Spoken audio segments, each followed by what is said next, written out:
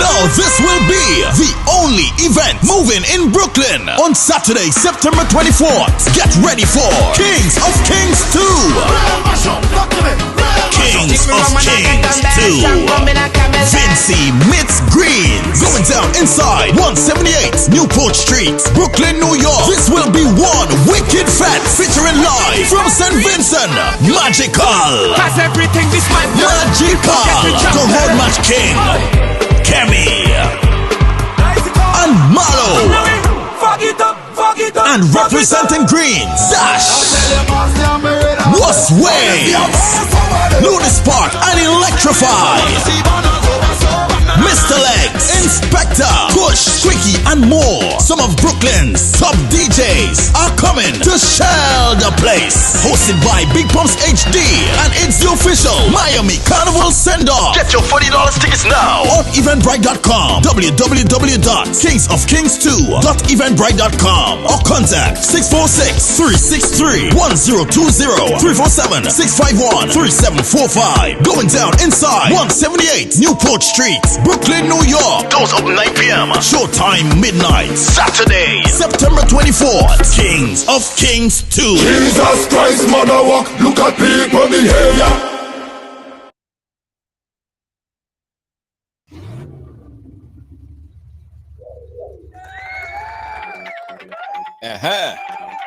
Welcome to Ride Along Live. Welcome to Wednesday on the Ride. Yeah, brace yourself. Seatbelts on. If you're driving in your car because it's drive time, you're probably making your way from work. Honk your horn. Yeah, honk it again. Alert everybody, guys. It's Ride Along Live, and I must say, we're a little bit early today. Yeah? We are a little bit early today. I'll tell you why. We have a lot to discuss, a whole lot of things to discuss. And for the past 2 days or so, you guys been giving me a bad rap, right? Or they've been saying, oh, I'm late, always late, I'm late again, twice in a row. So I say, you see this? You see it today? I go show all you. I go show all you. Right? So I am early today. Hulk it up. Share the thing, guys, because there's so much to discuss. As you guys come and go ahead and share up the thing, share it, and say, I share. And because I started a little bit late, I want to kind of vibe with you guys a little bit. Today we have lawyer, attorney, Anslem Clouden. And if you guys been following all that's been happening after the story broke yesterday, you know that this is a very topical issue. Everyone has something to say on it. Everyone has an opinion on it. And we think that, you know, in order to get the information, we kind of have to go straight to the source. So attorney Anslem Clouden, who is the lawyer representing Mr. Alexander Clark, is here to explain to us the whole situation, the whole scenario, what transpired, how that transpired, and what happened, and his representation for the client. We'll tell all y'all about it. So, share the thing.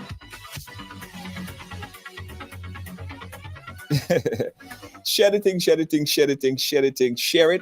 Delon, how you doing? Big up yourself. Thank you so much for watching. Marilyn, thank you so much. Lacey, thank you. Who else we have? Everybody share? After you share, say I share. Cynthia, thank you so much for sharing. Deborah, thank you so much. I appreciate it.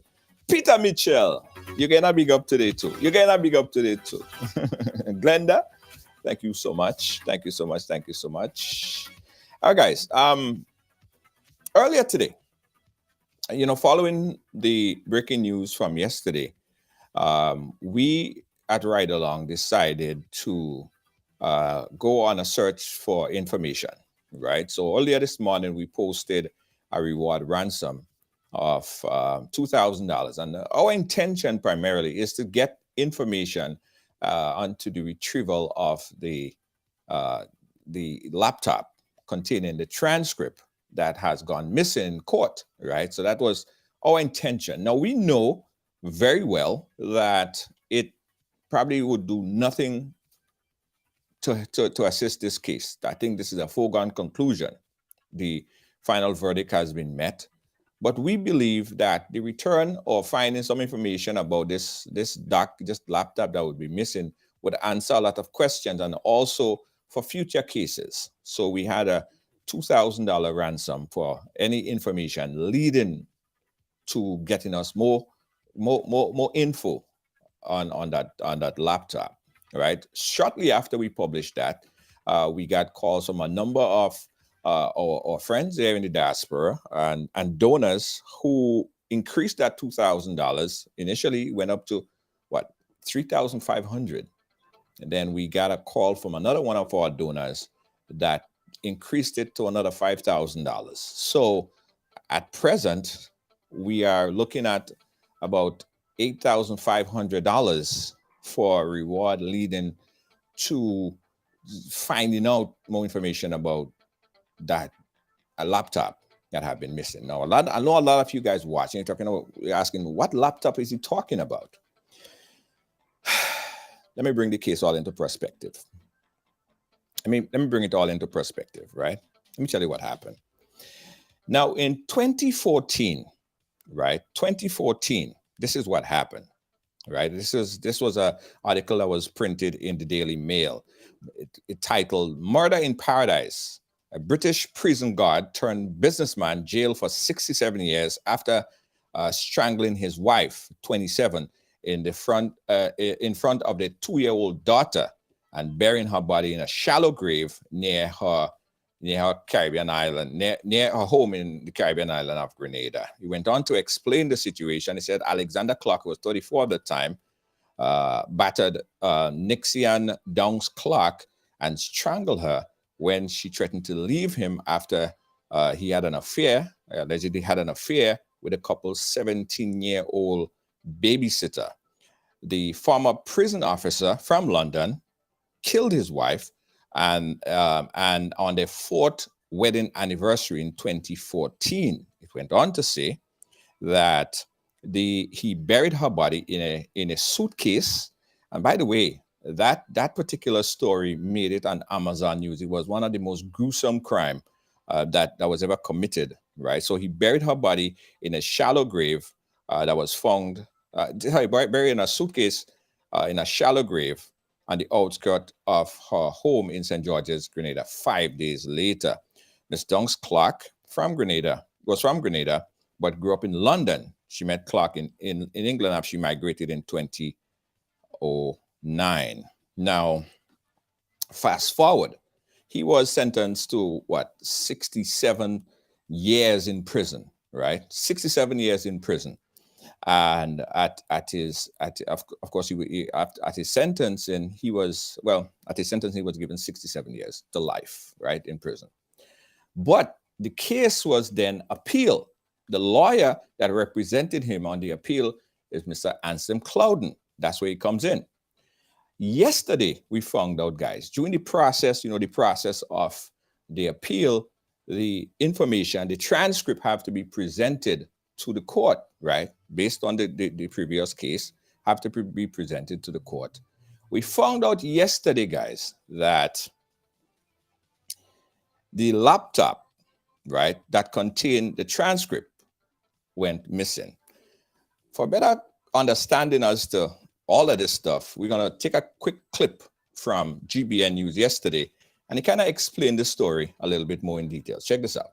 Alexander Robert Clark walked out of His Majesty's prison on Tuesday as a free man due to the loss of transcript within the Supreme Court. In 2014, the then 32-year-old husband was charged with non-capital murder of his then 27-year-old wife, Nixon Dow Clark, after he led police to a shallow grave where her body was found in a suitcase. The killing was said to have happened on the couple's fourth wedding anniversary, when Mrs. Clark allegedly found out Alexander was having an affair with their teenage babysitter, who was also under investigation. In 2016, Alexander Clark was found guilty of non-capital murder and was sentenced to 67.5 years in prison by Madam Justice Paula Guilford. After 8 years in prison and his attempts to appeal his sentence, he is now a free man. Anslem Clouden is the lawyer representing Alexander Clark, and he explains that in February of 2016, he appealed his client's case, and after 3 years, they were unable to secure the transcript of the hearing.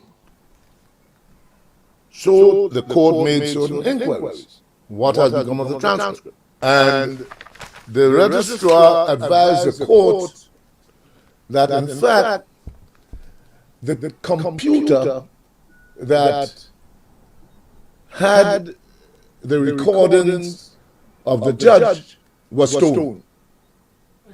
Stolen. Yeah.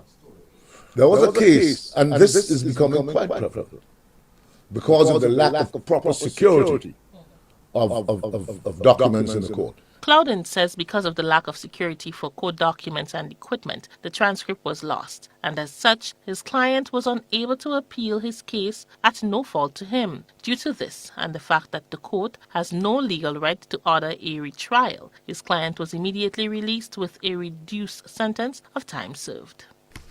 So that we appealed to the Court of Appeal, saying, look, you cannot have this man in prison without his ability to prosecute his appeal. It's unfair. We argued that, look, you have to grant a stay of proceedings because there is no evidence that the stolen computer containing that information would ever be retrieved. And you cannot have an accused person in prison where he has appealed and his appeal cannot be heard because of the state's problem, not his. He had nothing to do with the disappearance of the computer. The lawyer believes that this ruling will set a precedent for other court matters in which evidence is lost. Notwithstanding the resistance from the DPP's office, Mr. Howard Pinnock, he came up with all kinds of alternatives he suggested to the court so that they could, if possible, they could come back and charge Mr. Thing again. Of course not. That would be contrary to the law because he has at bar what is called an atrophy convict. So he was convicted on the same evidence, and they can't use that evidence against him any further. Mr. Pinnock, the senior Crown Counsel, in fact indicated that there are a few cases of like condition. And it is very likely that this case would be a precedent-setting case. For GBN News, I am Rena Pett Thomas reporting. Right. All right. Thank you, Rena Pierre and GBN for that news yesterday. Guys, help me to welcome on the live right now. He's joining us via video. Last time he was here, he was joining us via audio, but we get all of that stuff sorted out. Mr. Anslem Clouden, how are you doing, sir? Well, not bad at all, my dear friend. Save and except I want to be particularly grateful for having the program. Yes, absolutely. It's always a pleasure. I think we get a chance to learn a lot about the law, the legal system. When you're on the program, you come with a wealth of knowledge and information. So it's always good having you on. But let's start with this particular case, Mr. Clouden. Your client, yes, Alexander Clark, right? He was found guilty. He, well, probably not as much, but as close as admitting to his guilt. He basically brought the police officers to the grounds where he buried his wife in the shallow grave. What was the grounds for appeal then in that case? Well, this is a really pointed question, and to be quite frank, I must give you great credit, because you're the only journalist that has zeroed in on the case in the context of what are the grounds for appeal. And that brings me to the law. Now, I did the trial, and we appealed the decision of the court. The trial constituted Madam Justice Guilford with a jury. Right. And after a finding of guilt, a unanimous finding of guilt by the jury,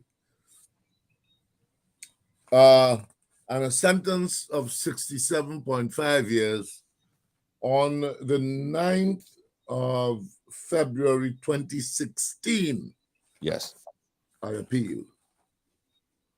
Now, because we didn't have, and the situation in Grenada, like, we're in the third world, you do not get transcripts within 48 hours. Right. In the first world, you get a transcript. When I practiced in Nova Scotia, Canada, you get a transcript within 24 hours of a trial, of all the proceedings. And that transcript is also stored, not only the backup mechanisms, so that if there is a storm or earthquake and what have you, and certain documents cannot be found immediately on the system, there's always a backup system that could resort to. Right. That usually involves secured premises. Good. So we appealed in 2016. The 5th of February 2016, we appealed the decision of the court. Now, it took us some time, but because one of the cardinal issues of the appeal was grounds of appeal or application 9, grounds to follow. On the document of appeal, the notice of appeal or application for leave to appeal against conviction and sentence, there was no leave necessary because it was a final judgment, and we had appeal within time. So that he was convicted on the date of conviction was the 22nd of December, 2015.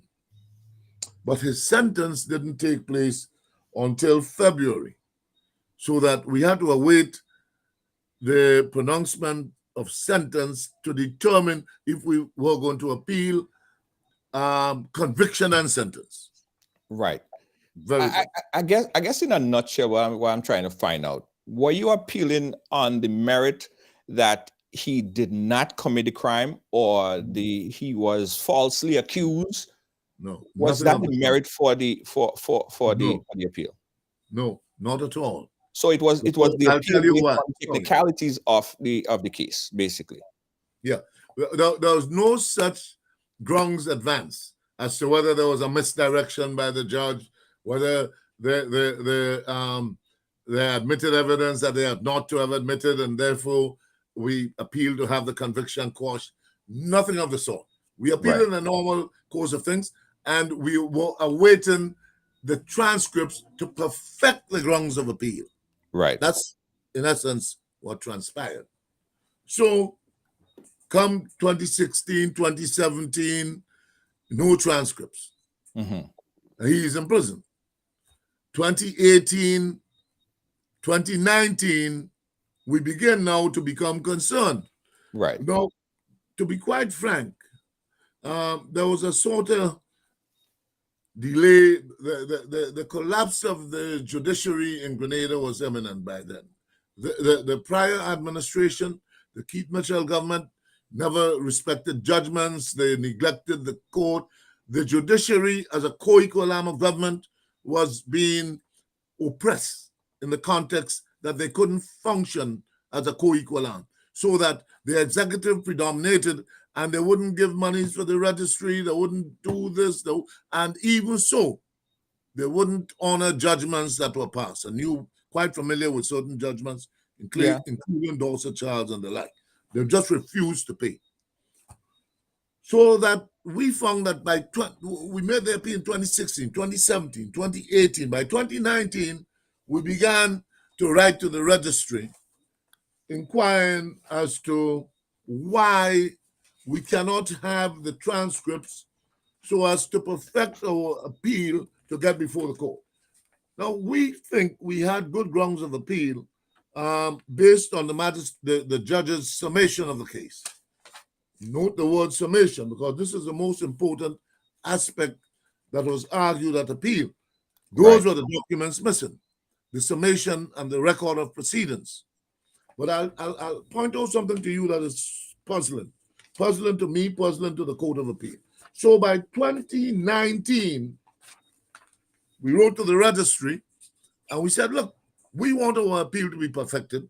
There was always a problem with getting transcripts typed because the government had never hired sufficient stenographers. Right. So sometimes we had to send transcripts to Antigua at $5 per page. And you know, you're dealing with men who are accused of criminal activity. They don't have much money. Their parents don't have much money. There's no legal aid.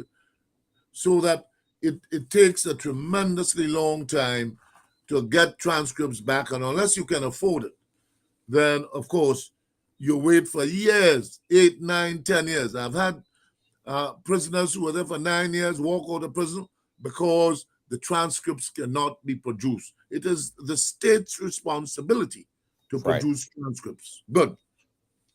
So let me read you a letter, and I'll start by telling you, because I must tell you the grounds of our appeal and how we succeeded in getting Clark free.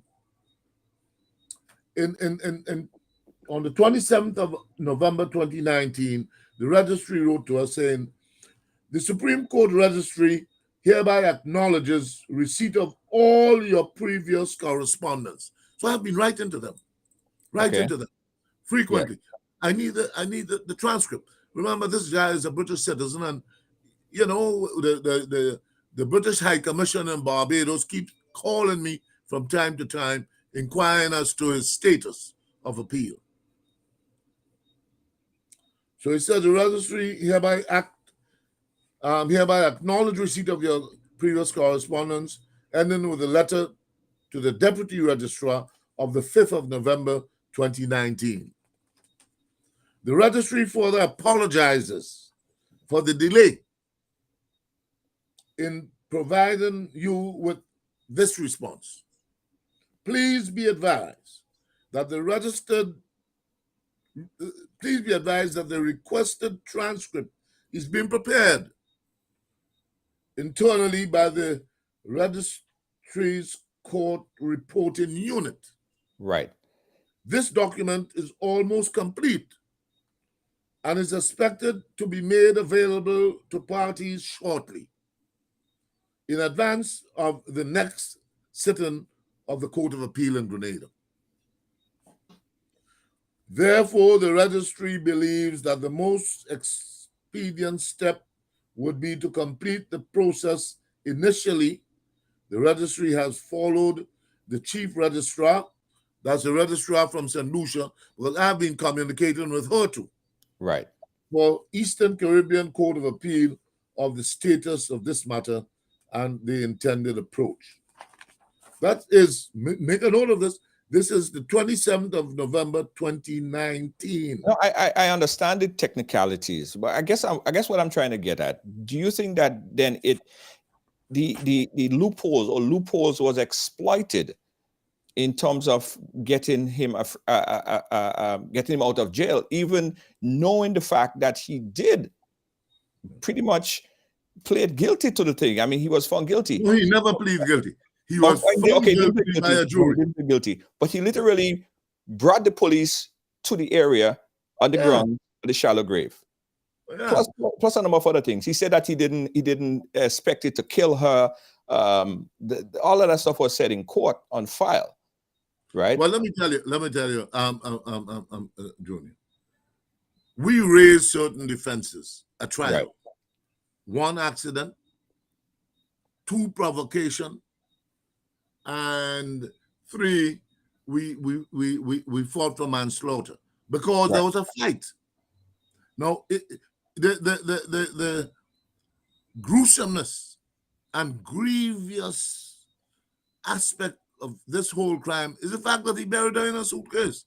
If he had called the police and said to the police, look, my wife and myself had a fight, as we raised on trial, because I was the trial attorney, that it was an accident. The jury didn't buy that because they came back with a unanimous verdict of guilty. So they didn't buy the defense line of argument. But the point I'm making is, husband and wife fight all the time. And by accident sometimes, or by intention whatsoever, someone dies. That is provocation, which reduces murder to manslaughter. Right. Okay? Good. So, to answer your question, the guilt or innocence was not the issue on appeal.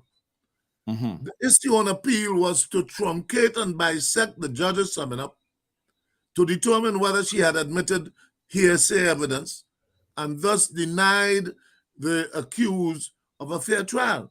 And we were asking the court then, initially, that would have been the posture, and the thrust of our argument was to ask the court to consider all the evidence, but we couldn't go further than that because there was no evidence. Remember, I said initially, grounds to follow. You can only perfect grounds if you have the transcript so that you could bisect the judge's summation and look at the record of proceedings, see where there have been difficulties, and then appeal, but that was absent. So the court had no choice. Let me tell you how we backed them up. In the sense that, look, in law, and you can take my word for it, a court can only order a retrial. And I'll tell you where the retrial stuff came in.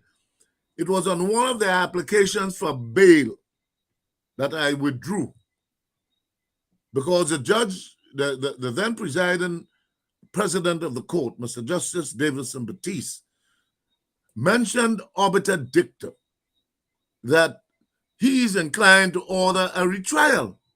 Right. So I decided, what?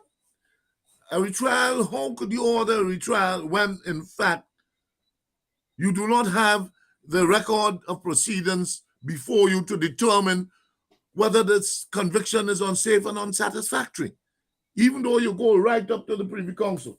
I did a case, Bennett and John, here years ago in 2001, where the Privy Council ordered a retrial on certain grounds, and there was a dissenting judgment by Lord Stern saying that in those circumstances a retrial was necessary. But in our circumstances, it was so peculiar that the court had nothing before it to assess whether the conviction was safe or unsatisfactory.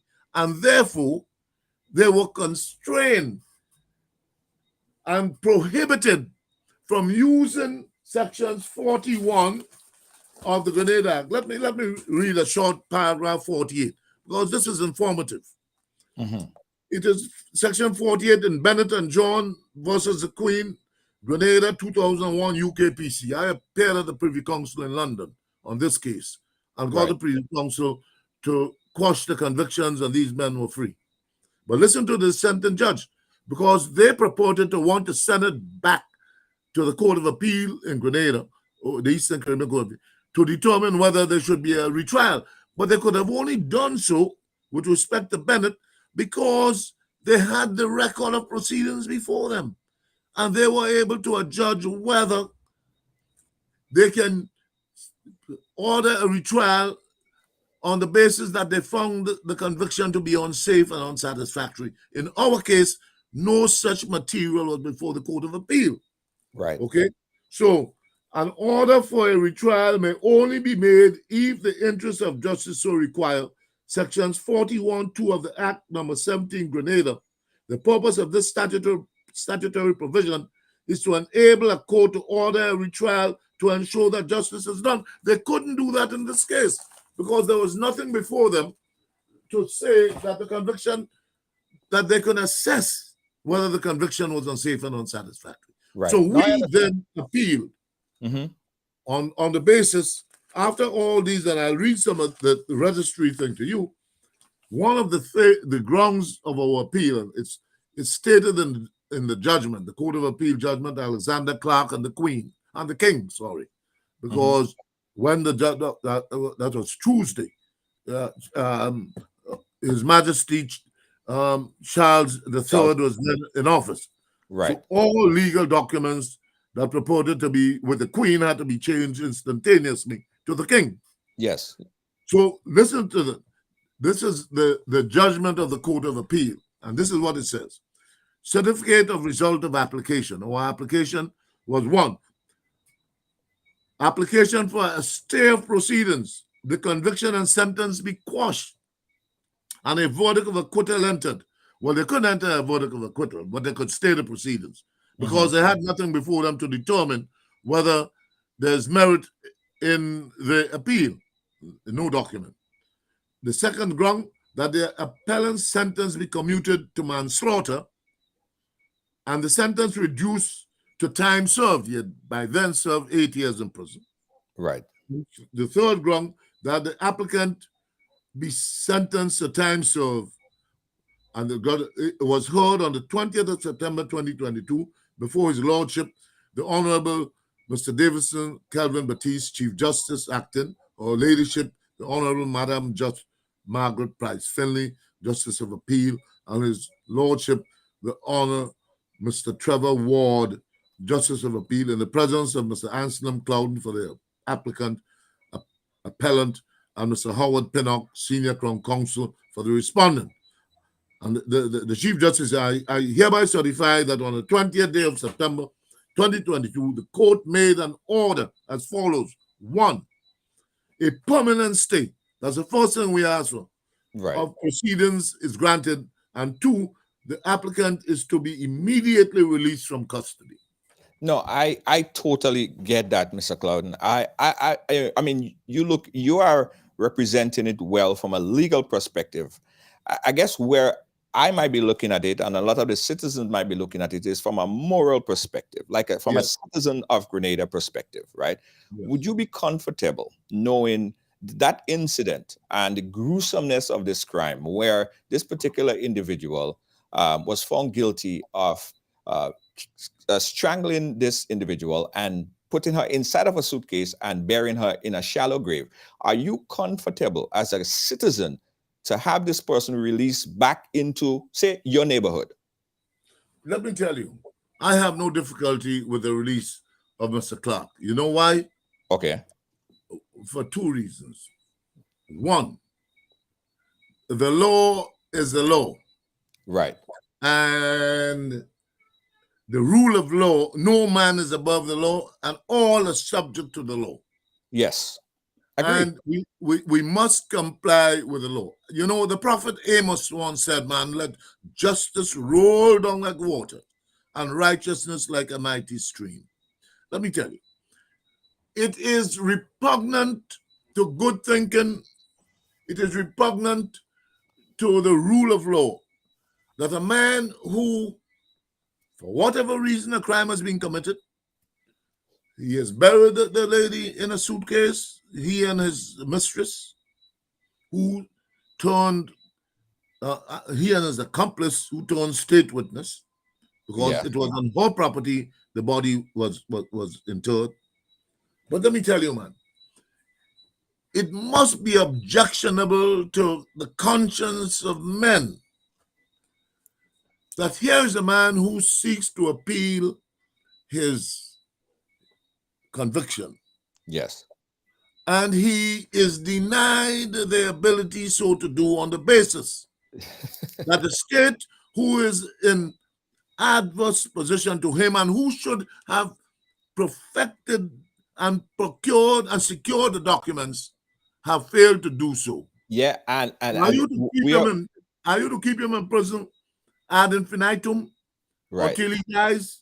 No, let me take you to one other thing, a statement from the registry. The registrar, the government man, you know, and this all happened before June 23rd, so it has no implication on the present administration. And I have no doubt, emerging out of this case, this administration would do everything within its powers to ensure that this occasion or this happening doesn't occur again. Let me read to you the final letter from the Eastern Caribbean Supreme Court. There was an application for bail in 2022 in March, because I decided, look, if you can't produce these documents, and they have written to the court saying they were going to produce it, they can't produce it, and when the bail application came up, the prosecution, the DPP, Christopher Nelson, Queen's Counsel, appeared. And let me read to you what the court had said then. Certificate of result of application. We were forced to withdraw our application for bail because the presiding judge at the time, the president of the court with two other judges of the Court of Appeal, decided he could not grant bail ad infinitum. It would be contrary to law, because bail contemplates a hearing at some subsequent occasion or period after bail is granted. So here it is. The registrar is writing. Certificate of result of application. This application for bail was heard on the 4th of April, 2022, before His Lordship, the Honorable Mr. Davison Kelvin Batiste, Justice of Appeal, Her Ladyship, the Honorable Madame Louise Esther Blenman, Justice of Appeal, and His Lordship, the Honorable Mr. Mario Michel, Justice of Appeal, in the presence of Mr. Anslem Clouden for the applicant appellant and Mr. Christopher Nelson, Queen's Counsel, Director of Public Prosecution for the respondent. I hereby certify that on the 4th day of April 2022, the court made an order as follows. The bail application is withdrawn and accordingly dismissed. Right. Okay. So that left me open now. The judge having said arbiter that I should proceed to perfect the plea based on whatever grounds, and I should submit grounds. Right. So no, let me tell you, if I haven't told you that before, Mr. Clouden, you are a good lawyer. You are an excellent lawyer. I tell you, you represent well. You know the law to a T. You know this thing. You were born to be this. You was born for this. Seriously. But I guess, and a lot of people I know, get emotional about stuff. Yeah. But someone told me law is not about if you are guilty or not guilty. Someone said it's about what you could prove. It's about what you could prove, and you know how to win for your client. I can't be mad at you. I can't say nothing bad about you. You're doing your job. Precisely. And you're doing your job well. And I found the circumstances to be gruesome. You know, I live here. I mean, that is what I want to get out. That emotion, that human part of you that says, oh my God, that's somebody's daughter. That's somebody's son. Yeah. The gruesomeness of that, you know, stuffing her in a suitcase and burying her in a shallow grave, even if it was in a fight, that's gruesome. And I'm here now saying to the court, he should be released because there is no transcript, or there is that technicality, or there is some minor things that's supposed to happen but didn't happen. So you now in that position, right? I just give him the benefit of the law, man. Yeah. Let me tell you, Junior, let me tell you the benefit of the law. They couldn't find a way out. It took an hour and a half of arguments from the DPP. Yes. But you see, they couldn't engage They wanted to order a retrial. This is another thing, look, put your cameras on, let me show you. Yeah, you can, it's on. This is the thing. You see all the markings. This wasn't no easy walkover, because the court themselves found the whole thing repugnant too. So, but let me tell you, they couldn't get over 41(2) of the act, the statutory act 17, that gave the court powers to order a retrial, as the president had said in March.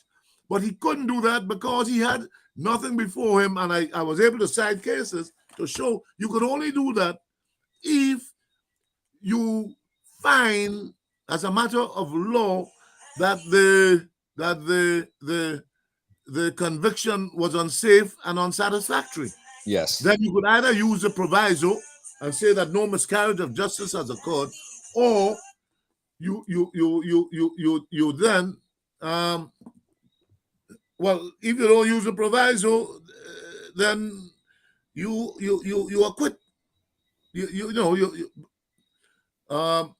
The Court of Appeal level, because you have looked at the transcript, you have looked at the evidence, counsel has argued and so forth, and you find that there's no miscarriage when you use the proviso. Right. But once you declare that the conviction is unsafe and unsatisfactory, and you don't use the proviso, you can order a retrial. The law provides for that. But they have nothing before them to make that assessment that the conviction is unsafe and unsatisfactory, because the record of proceedings, submission of the judge is all gone. The prosecution had no grounds to stand on. No grounds to fight with it. They fell flat.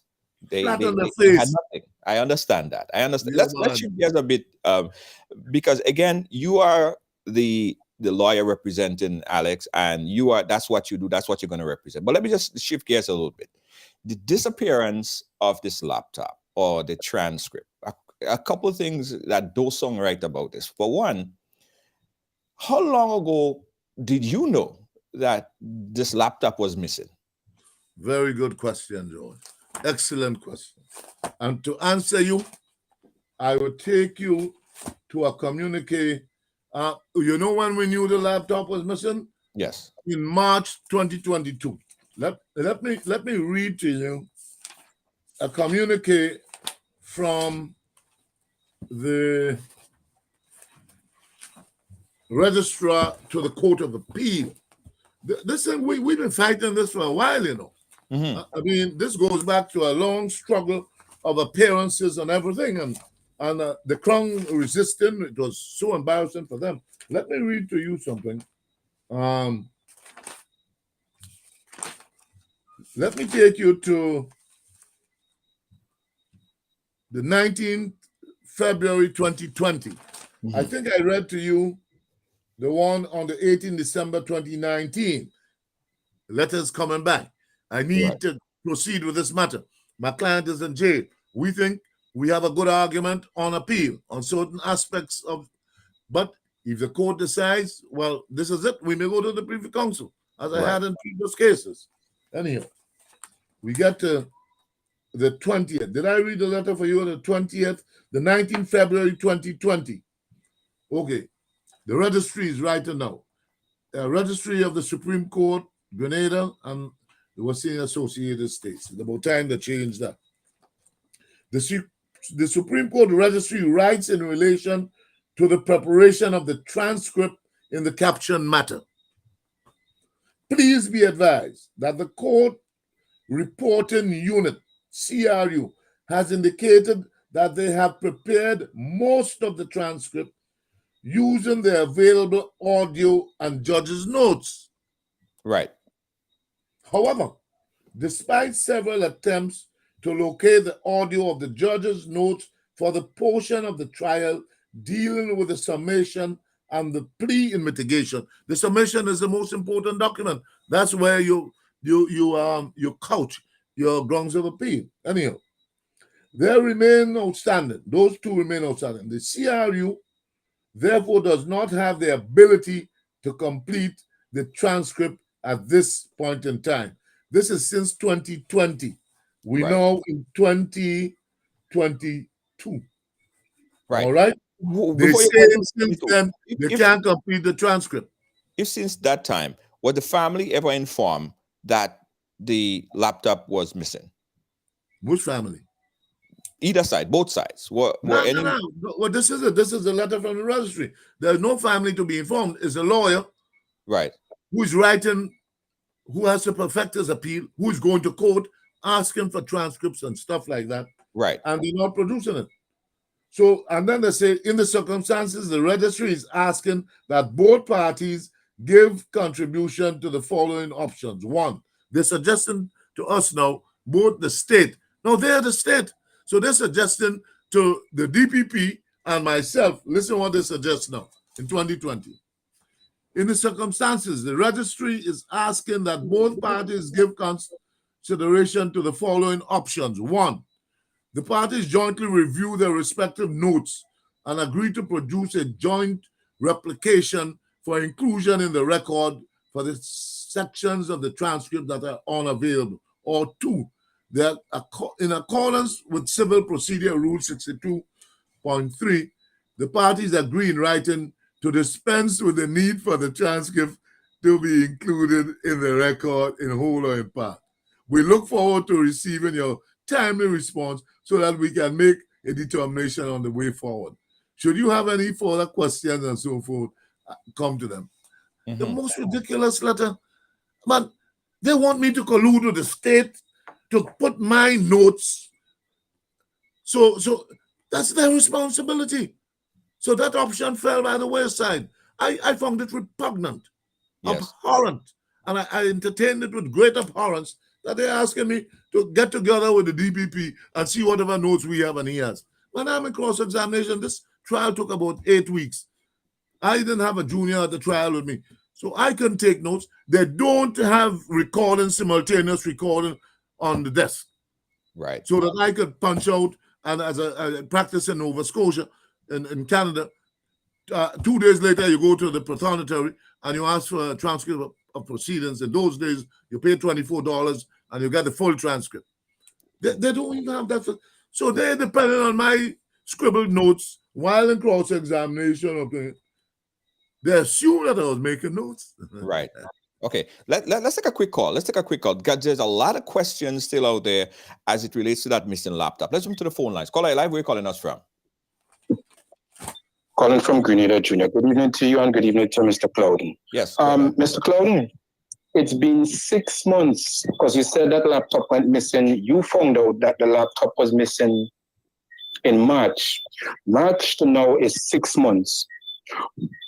How far has the CID reached in investigating this missing laptop? Great question. And secondly, that laptop, a little birdie would have told me that that laptop have evidence of other cases. So what is happening now?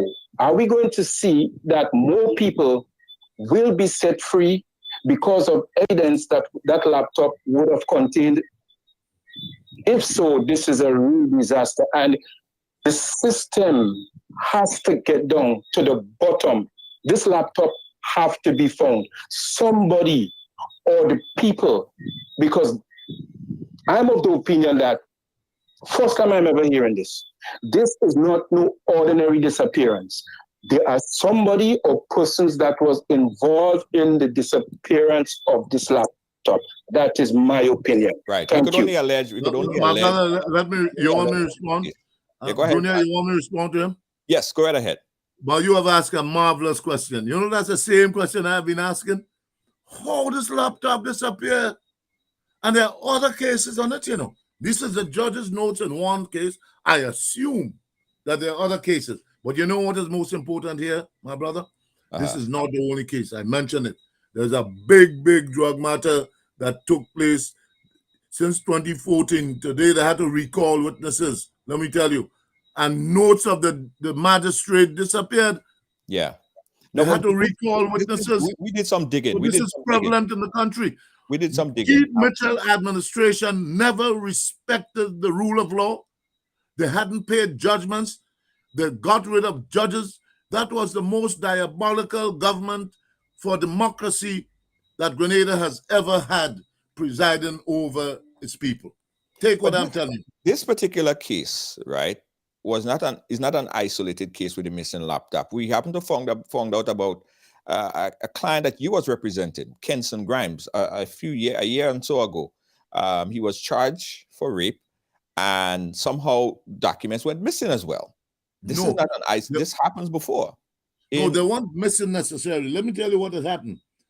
They hadn't prepared the transcript because Kennison didn't have the money to send to Antigua. They have stenographers, court stenographers here, but they were only paying one stenographer. And then lawyers fought and fought. Hey man, look, thank God Almighty that the NDC under Deacon Mitchell and the young men have taken hold of this country, you know. And these are the areas we have to look to innovate, to do the necessary repairs, because, man, we were falling apart as a country. Yes. Look, Grimes' case, on 3 occasions, the Court of Appeal ordered that the transcripts be produced because Grimes could not afford to pay for the transcripts.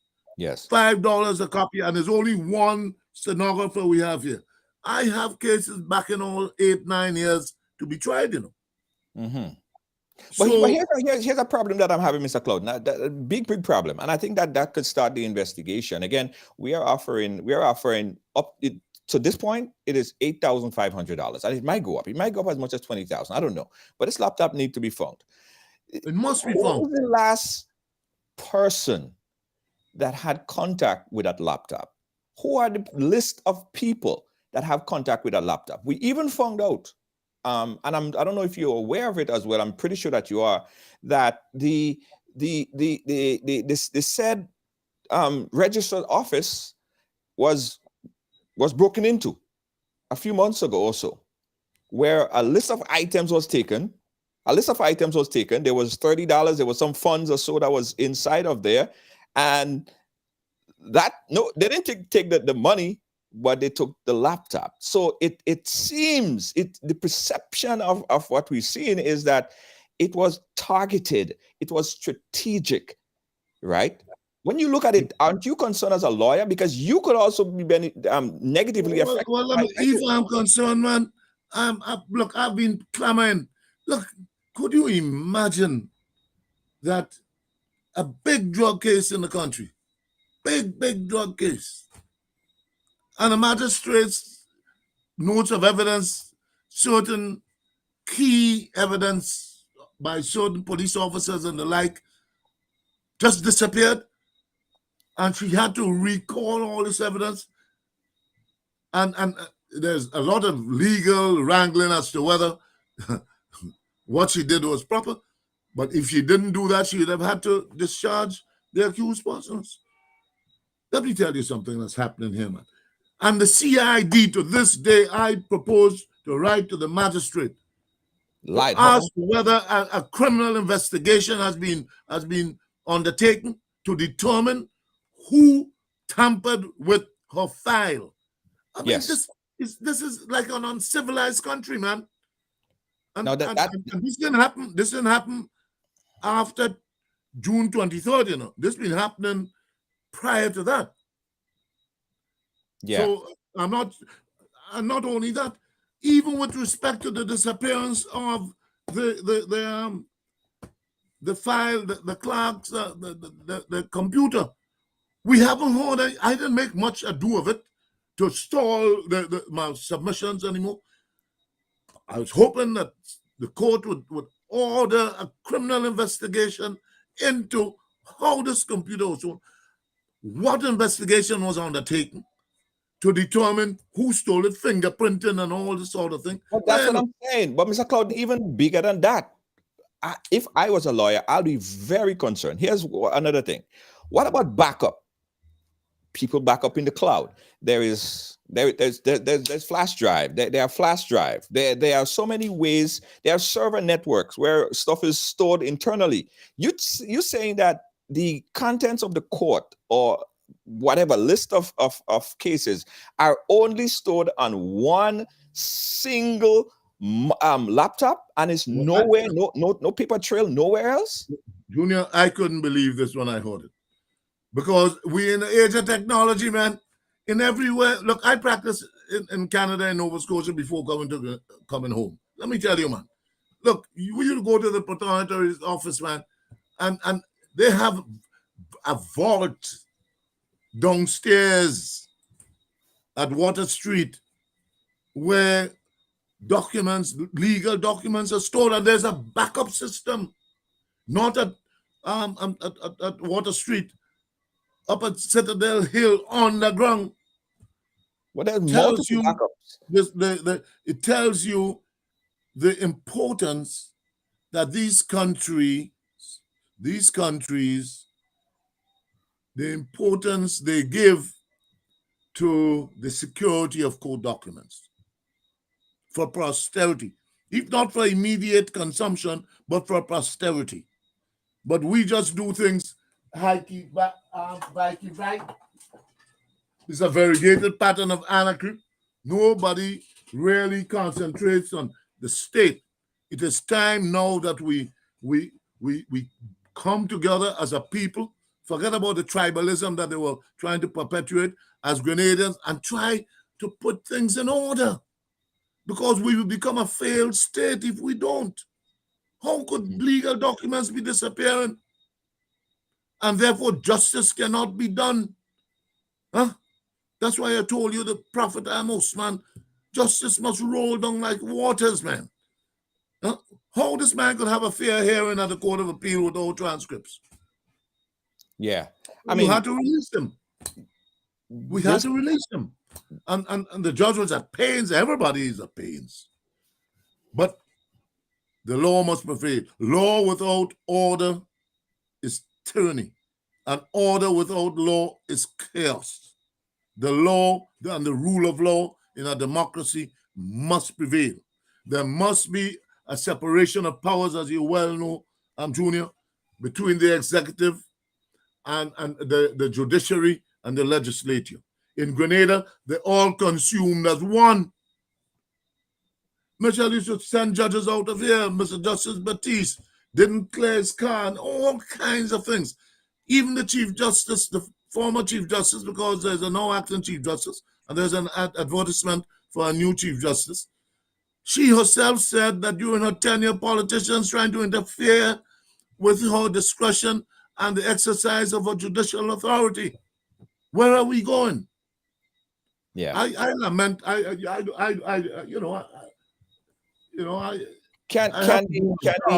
Can the victim's family sue for negligence?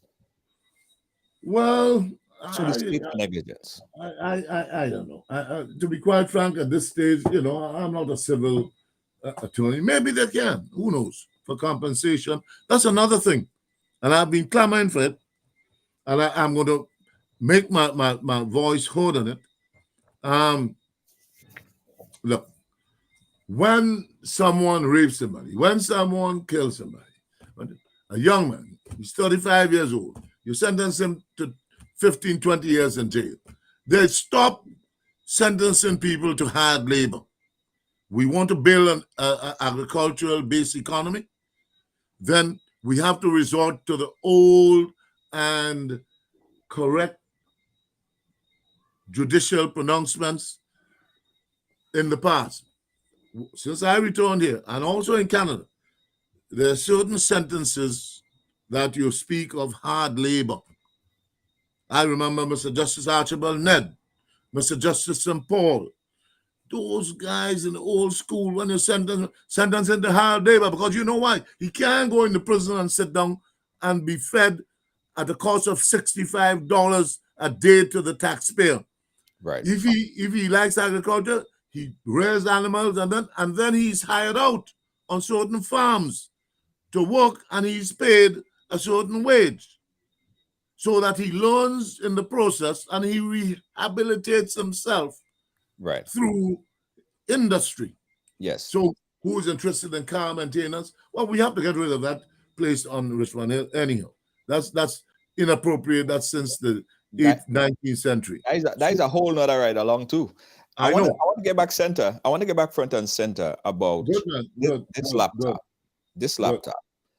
And the trail of where or who could be involved. Now, were there any police report made? Are you aware of any police report? Aware of none. And I wanted to raise it at the Court of Appeal, but I don't want to raise something and the court say, okay, well, they would order a police report or something of the sort. But I think the state ought to do a police report. How could they not be? Was the laptop even stolen? Was the laptop even taken? Were there any laptop? I don't even know if it was stolen. They say it was stolen. There's no proof that it was stolen. But right along, I can raise that. That's adverse to my interest, my client's interest.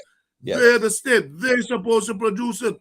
And they're supposed to come to the court and say, look, because the Court of Appeal gave them every opportunity to do whatever investigation. No one has come forward and said, look, we have commissioned an investigation into the disappearance of this laptop, so they claim, and we are waiting the final report, or there's a report coming, or this is a report. Nothing of the sort. So that was Keith Mitchell administration. That's how they operated. Who knows what has happened and what took place? We know who we're dealing with. This hurts pretty bad. Hold on. Let's take another call. We got a call on the line. Call. Turn your background down all the way. Turn your background down all the way and listen to me on the phone line. All right. Caller, do me a favor, please. Turn your background all the way down. Like if you are watching the show on your TV, turn the volume down. Yes. Okay, go right ahead. Okay, caller. good night. Yes, good night. Good night, Junior. I'm calling from Brooklyn, Crown Heights. Go ahead. Brooklyn. My sympathy goes out to the family and friends. Now, I heard you ask Mr. Clouden if the family could sue for negligence. I don't think it's his place to answer that. I think that's where her lawyer comes in. I think he's beat up that not to answer that question. Yeah, what he did. He said that's not in his interest. But yes, so go ahead. Okay, right. That is wonderful. And I just wanted to find out if they could have some specialists, when you look at those, I look at those kind of evidence shows like forensic files and stuff where they go into cryptic computers and find those evidence in computers and stuff. Like if they could get like, someone who is technically good on computers to find those things, because there are people that are very good on those kind of stuff to find evidence, because I find this is negligence, that no one was, guarding or safeguarding evidence that, that could have, gone through and, prove this case, because this young woman didn't have to die in vain like this. I mean, come on. I mean, This is somebody's child. Yes. This is somebody, I mean, I'm just putting it in a perspective where it's not about politics right now. Mr. Clouden, I respect you as a defense lawyer, but just put yourself in that family's shoes, in that young woman's shoes. What if, I'm not saying it's you, what if it's your daughter? How would you feel? I'll mourn her person. Put yourself. I don't agree. Look, let me tell you, madam, I hate to interrupt you. Let him respond. Go ahead, Mr. Clouden. Call out 1 second. Let me respond. Yes. Yeah, madam, let me stop you there. And let me say to you, I appreciate whatever you have said, and you are very accurate in your assessment and perception. But let me tell you, I have a life in my profession, and I have a life with my family and my friends, so that when I discharge my professional responsibility, I do so, and my first duty is to my client, because they pay me. Right. Sometimes you may say, is this money, is blood money, is what money? But even in the great United States where you are in Brooklyn, and I went to school there. I went to school in New York, at LIU, Brooklyn, DeKalb and Flatbush. So I've been there as a young man, 18 years old, since 1968. I say all that to say to you, even in the great United States of America, some of the most gruesome murders taking place, they have a right to counsel. Yes. They would either be provided counsel through legal aid or as was the case with Clark, it was a legal aid brief because he claimed he didn't have funds and legal aid stood in. And this is the only aspect of our constitution that mandates in murder you must have representation. So in my private capacity, I love my animals. I don't even like to kill a roach. I let it run away and so forth. I don't use things and do. I have my farm. Look, I ride my horse. I am much of a humanitarian. When I put on my legal cloak, is a different matter. Yeah. And Good. and that's what I'm saying.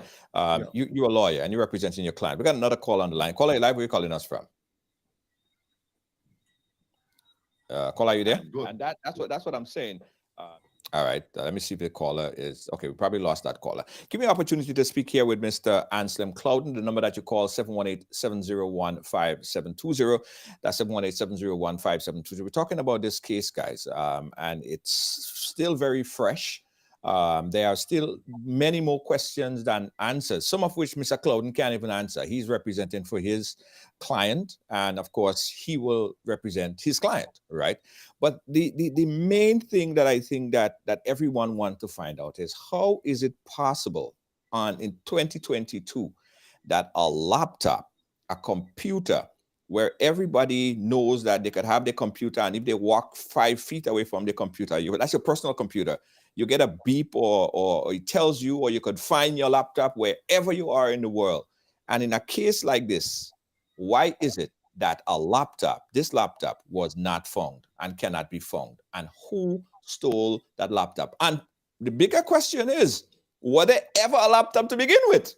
Because we have not even established that, because there was no police report that said that somebody stole a laptop. So all of this stuff could be fabricated. The question is, fabricated by who? Who would have interest? Who would have interest to steal the lone laptop that has specific information on your client? Who would be interested in that? Or who would be most interested in that? That is like the $1 million question.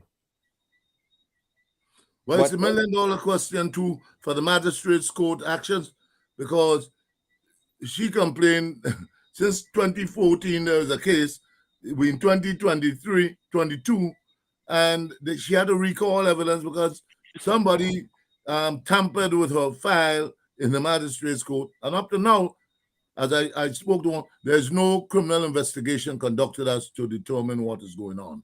Right. And let me tell you something, Junior, if we don't drain this swamp, we would not move this country forward as we all are committed to. Right. Point taken. Good, very good. Very good. Let's go back to the phone lines. Caller, live, where are you calling us from? Yeah, go right ahead, caller. Mr. Clouden, what Yes, is the sir. difference between Christina Garden and Trinidad and this case? I'm not quite hearing. Sorry. You're not. Your audio isn't. Yeah, clear. caller, you have some bad background sound. So take your phone off a speaker. If it's on speaker, take it off a speaker. The Christina Garden case in Trinidad years ago with Malik and Skirt and them. And did they hang them for burying the lady, Christina? Yes, they did. As a matter of fact, there was a big calypso on that by one of the guys. How they hang Malik. Mm-hmm. Right. So, what was the question? Was it the same, or was it any difference? That was the question, caller. So why did this guy walk? Well, he didn't walk. He got life. So why did the guy walk? Well, he didn't walk. He got the life. Well, 67 years. He's pretty much in his early 40s. He's in there for life. Yeah. But he walked because of the state inability to provide him with the information. Remember, it's the state that brought him, to court. So the state had to provide the transcript so that he can prosecute his appeal. And if they couldn't do that, then he can't appeal. And you can't. It is only just and fair that he be given a fair hearing. And to get that fair hearing, he must be able to access certain summing up by the judge and the like and recordings, and he couldn't. So they had no choice but to release him. Yeah. All And right. that was our application. And we must also say that every person is entitled to a fair trial and an appeal, and that's what we've seen here. So it's nothing that it is, the justice system is one-sided because of that. Listen, it happened the way how it's supposed to happen, right? And essentially, and I'll say this, some people might get mad. Essentially, it is not Anslem Clouden's fault that he represented his client and his client got off. Junior George, it is the inability of the state. It was the inability of the state to provide the documents, right, to prosecute, and that is the problem. So I know we want to get at Mr. Anslem Clouden. He is doing his job, right? Let's take this next call. Caller live, where are you calling us from? Hello? Hello, yeah, caller, go right ahead. Where are you calling us from? Yeah, Brooklyn. Go ahead. Okay. To Mr. Clouden. Yes. As far as I hear, maybe you can correct me, the client confessed, showed where the body was, and was buried, and what was buried, and he was found guilty. I want to know from Mr. Clouden, what was the basis of your appeal? Yeah, so that we answer that question. But go ahead.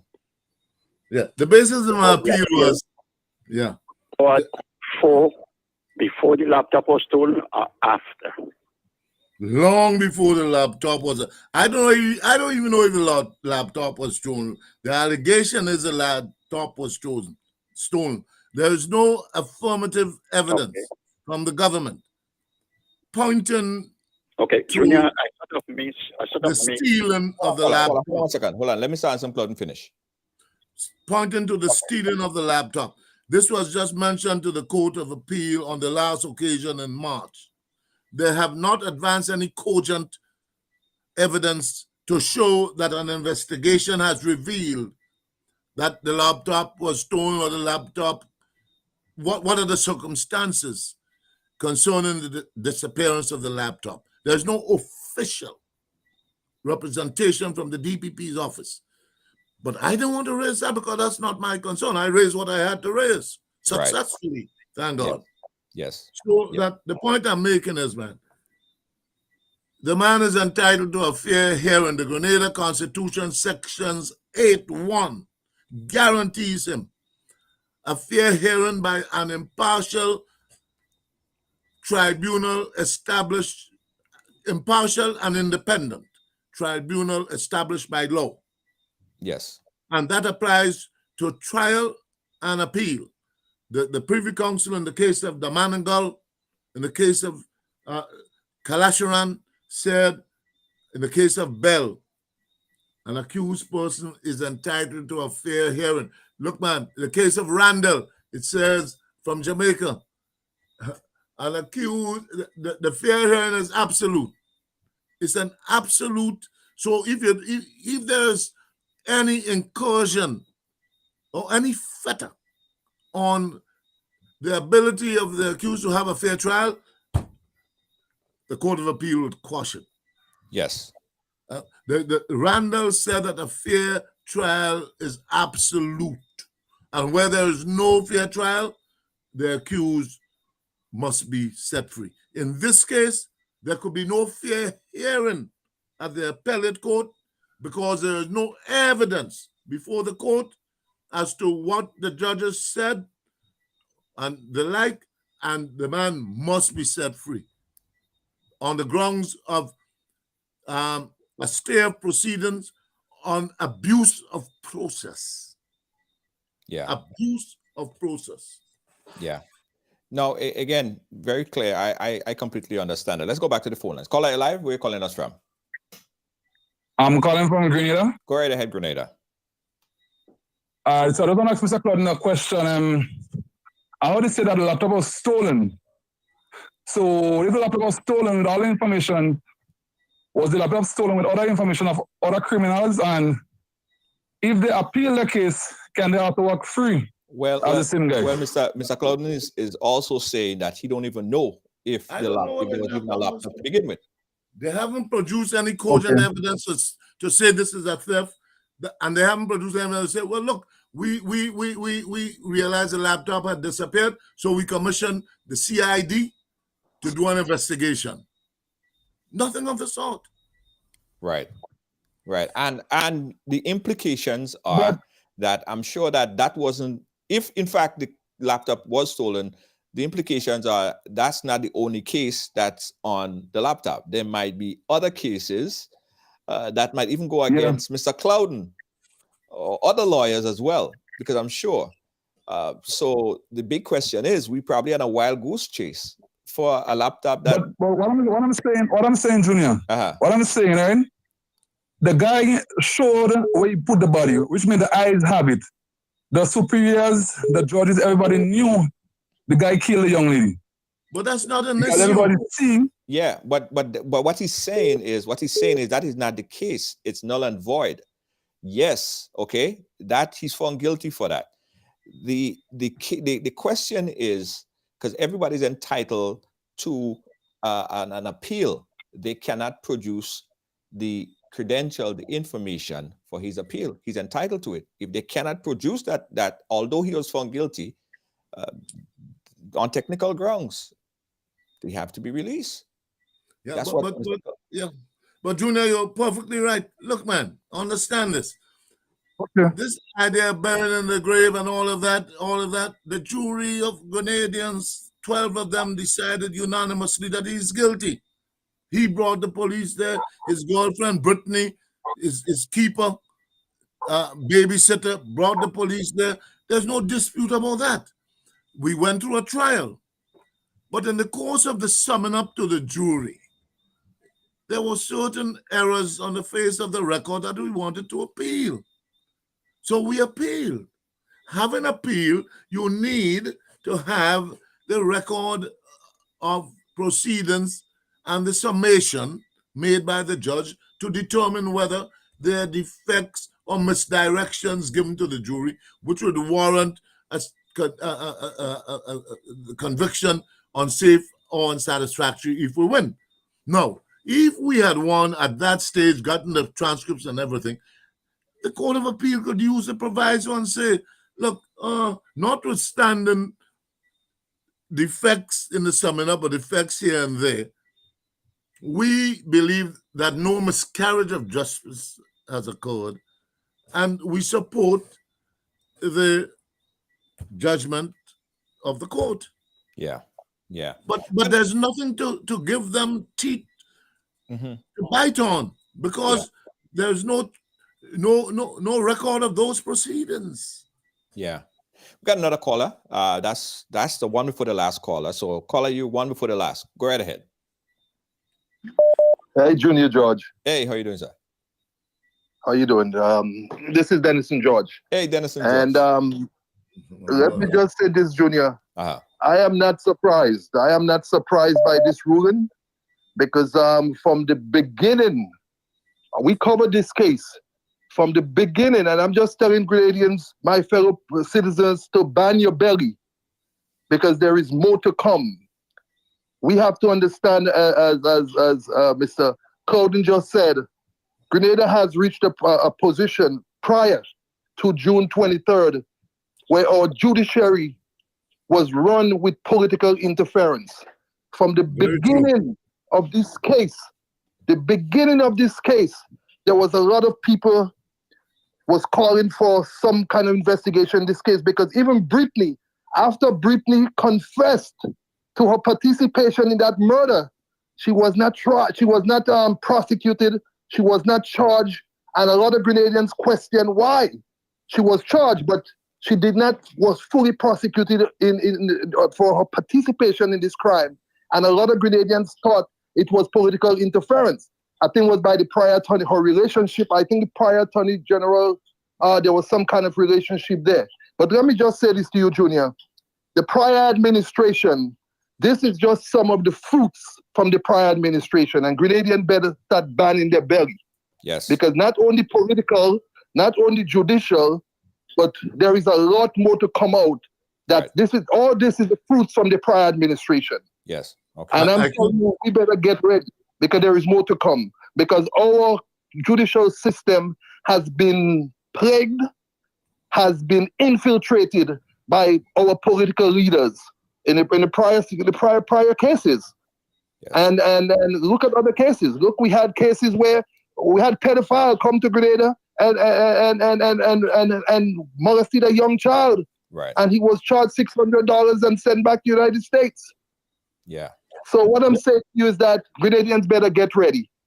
Right. There is more to come because the prior administration has put our country in jeopardy, not only judicially, but politically, economically. And Grenadians better get ready for more bad news to come. All right. Thank you so much. Junior, let me say hi to my cousin. Dennis is my cousin. We hail from the Forrester family, both of us. And I'm Learned Counsel, my legal colleague. He's been elucidly clear. Look, there's more to come. I don't want to say anything for people to say this and that. Because Clouden is a Caracouan and sometimes. Well, I was born and raised there, although my mother. We have to wrap up around here. I don't want to say nothing much. We're supposed to have a dead stop at 7:00. But just to wrap up, Mr. Clouden, what's next for your client? Is your client already out of the country? Well, he made representations, I'm advised, to the British High Commissioner Chargé d'Affaires resident here. Because you see, the same thing as I've said before, there is no hard labor. Well, he was on remand, so he couldn't work. So he has come out of jail without anything. So he's trying to get out. He's awaiting a ticket from his family in London. And he should be out, based on my own advice and inquiry, very, very shortly, as soon as the ticket arrives. Right. And it's perfectly legal to do so because he's a free man. He walked up to the court. He's a free man in the eyes of the law. Not only free, he's a Grenadian citizen too by virtue of marriage. Right. But no moment is made of this. I think he would do us great service by returning to London. Okay. It would quell the uprising. But I want to say, Junior, I know you have to cut, but let me tell you, there's more to come. More like this. This we had just saved. The rule of law was so depreciated. This government never paid judgments. Look, Dorset Charles have died out of grief, and he hasn't even gotten all his money since they had demolished his touristic facility, and this guy refused to pay him. Look, man, we thank God that his hand had passed over Grenada, and the people have elected a government, I think, with a hope and show uncertain hope that better days are ahead. Yeah. All right. Good. Thank you so much, Mr. Clouden, for your clarification on this case right here. We appreciate you. Brother, we'll keep in touch, all right? Good, man. Always. All right. Always a pleasure to be on, Junior. Absolutely. Thank you guys for watching and being a part of our program today. Again, guys, listen, I know that everyone is emotional about this. People are saying blame it on the police. How could the police allow that to happen? How could the judge allow this to happen? It goes way deeper than that, guys. We need to find out the root cause of this, and it needs to be fixed, and it needs to be fixed. I don't think that the police have anything to do. The police have done their job. The judge in the case, the initial judge in the case, did her job. The question remains, and the question is the disappearance of this document. Now, it kind of makes me start to think now. The laptop, was there ever a laptop that was ever missing? Are we on a wild goose chase? Because, hey, I would think that if there is a disappearance of a court document so important, then they would have a police report. I would think that would be the first thing. And we have no evidence that there is. We have no information. But as far as the lawyer, he has no information on it either. So it's a big question mark as to that police report on that missing laptop. So it begs the question, were there ever a laptop in the first place? But listen, we go find out. Whatever is out there, we'll find it.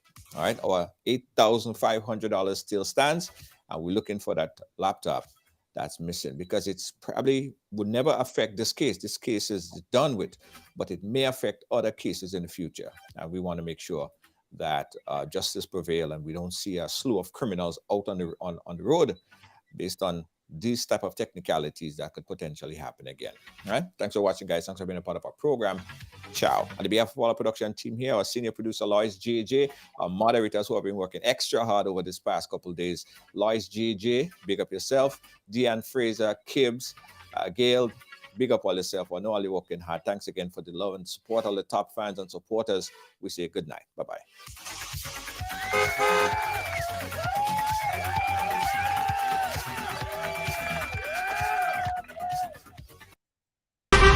Now this will be the only event moving in Brooklyn on Saturday, September 24th. Get ready for Kings of Kings 2.